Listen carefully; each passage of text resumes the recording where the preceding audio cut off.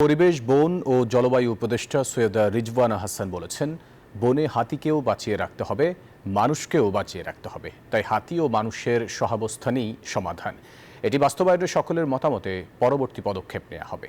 সোমবার সকালে শেরপুরের নালিতাবাড়ী উপজেলার প্রস্তাবিত দাউধরা পর্যটন কেন্দ্র পরিদর্শনে গিয়ে কথা বলেন তিনি। বলেন, হাতি মারা যাওয়া কোনো স্বাভাবিক বিষয় নয়।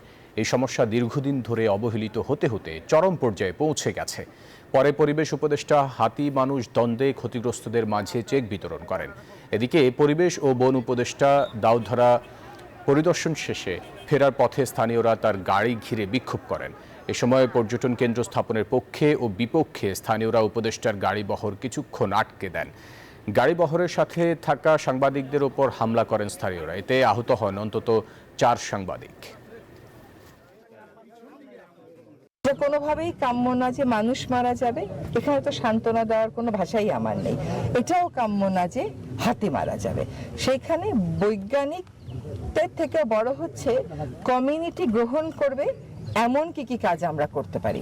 এই জায়গাটাকে হাতির অভয়ারণ্য করা যায় কিনা এটা নিয়ে আজকে আমি ডিসি মহোদয়ের সাথে কথা বলবো। এই জন্যই আমি আজকে ডক্টর রেজা খান, উনি দুবাই জু এবং দুবাই সাফারি পার্কে, আপনারা সবাই ওনাকে চেনেন, প্রায় সময় ওনার লেখা দেখেন, ওনাকে সাথে করে